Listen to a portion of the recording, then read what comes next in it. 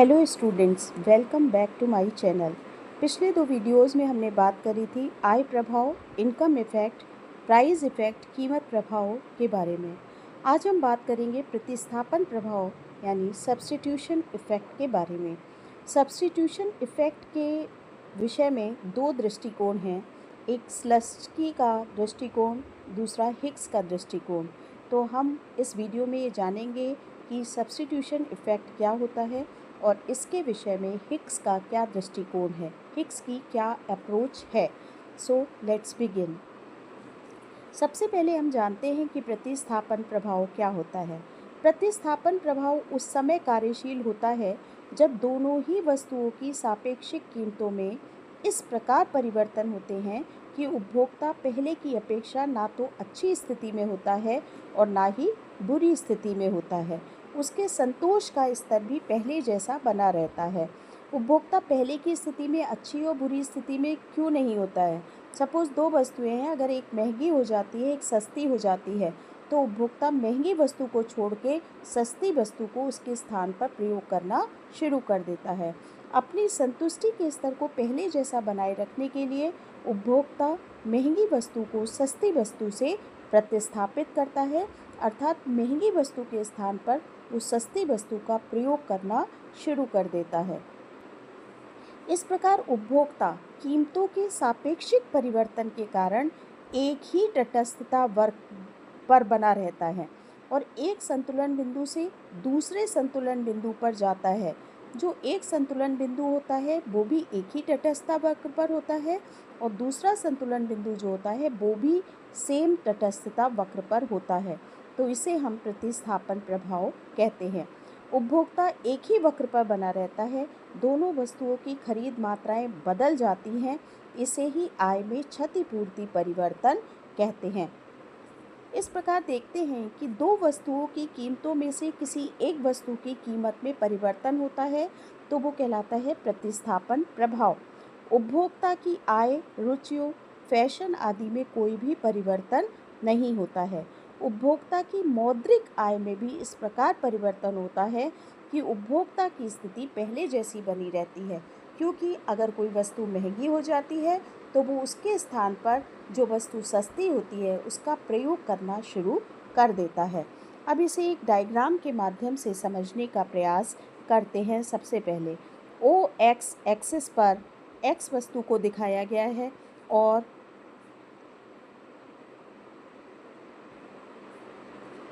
ओ x पर x वस्तु को दिखाया है और ओ वाई पर वाई वस्तु को दिखाया गया है। इसमें हमारी वस्तु एक्स की कीमत में जब कमी होती है, पहली हमारी कीमत रेखा ए बी है, माना एक्स वस्तु की कीमत में कमी हो जाती है तो हमारी नई कीमत रेखा हो जाती है हमारी ए और बी 1 हो जाती है।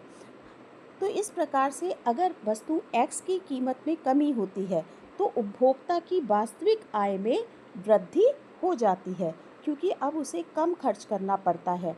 तो आय में क्षतिपूर्ति परिवर्तन करने के लिए उपभोक्ता की बढ़ी हुई आय को वाई की ए और ए2 मात्रा के द्वारा तथा एक्स की B1 से लेकर V2 मात्रा के बराबर इस प्रकार से वापस लिया जाता है कि उसकी बजट रेखा पूर्व रेखा A B1 जो है उसके समानांतर हो जाती है, वो हो जाती है A B2 A2 और B2 हो जाती है। अब उपभोक्ता R से H बिंदु पर, पहले वो R बिंदु पर संतुलन की स्थिति में था, अब वो H बिंदु पर संतुलन की स्थिति में आ जाता है, जहाँ पर वो Y वस्तु के लिए X वस्तु का प्रतिस्थापन करता है, क्योंकि X वस्तु सस्ती हो जाती है और Y वस्तु महंगी हो जाती है। इसी स्थिति को हम स्थानापन्न प्रभाव कहते हैं। ये हमेशा ऋणात्मक होता है। किसी वस्तु की कीमत कम होने पर उसकी अधिक मात्रा का क्रय किया जाता है। अब हम देखते हैं प्रतिस्थापन प्रभाव में हिग्स का क्या दृष्टिकोण रहता है। हिग्स के अनुसार प्रतिस्थापन प्रभाव प्रतिस्थापन प्रभाव एक ही तटस्थ वक्र पर क्रियाशील होता है। उपभोक्ता की मौद्रिक आय इतनी घटा दी जाती है जिससे उपभोक्ता उसी तटस्थता वक्र पर बना रहता है जिस पर वह कीमतें घटने से पहले बना हुआ था।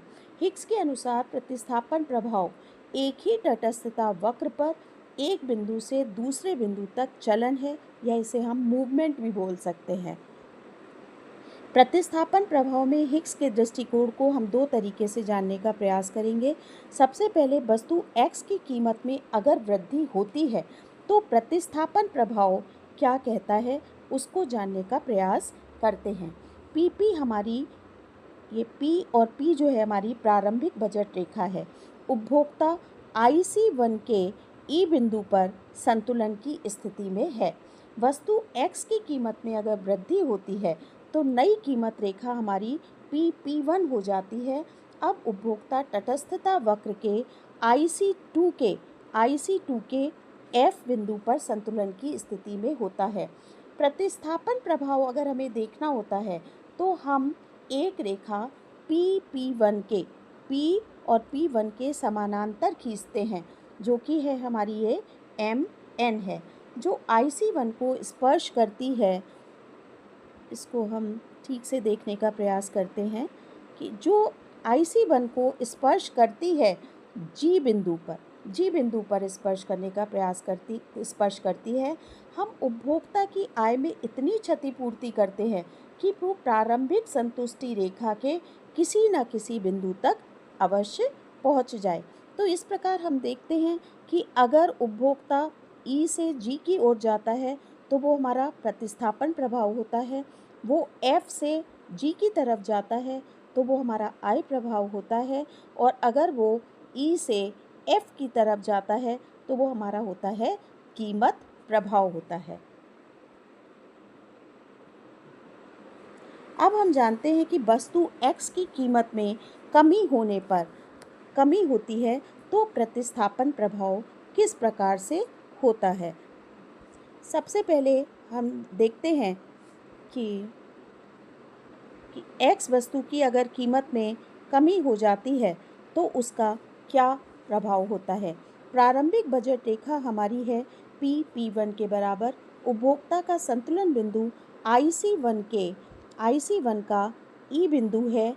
X वस्तु की कीमत में जब कमी होती है तो नई बजट रेखा हमारी हो जाती है PP2 के बराबर।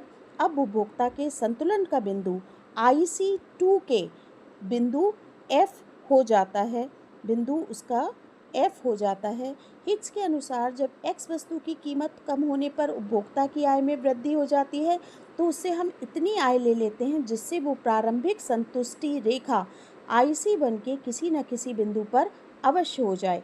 इसके लिए हम PP2 बजट रेखा के समांतर एक रेखा MN को खींचते हैं जो IC1 के G बिंदु से होकर जाती है। उपभोक्ता पहले E बिंदु पर था, अब वो IC1 के G बिंदु पर आ जाता है।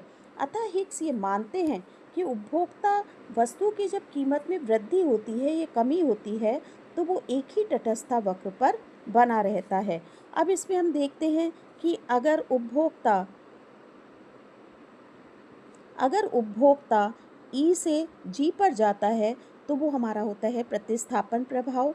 अगर वो F से G पर जाता है तो वो हमारा होता है I प्रभाव।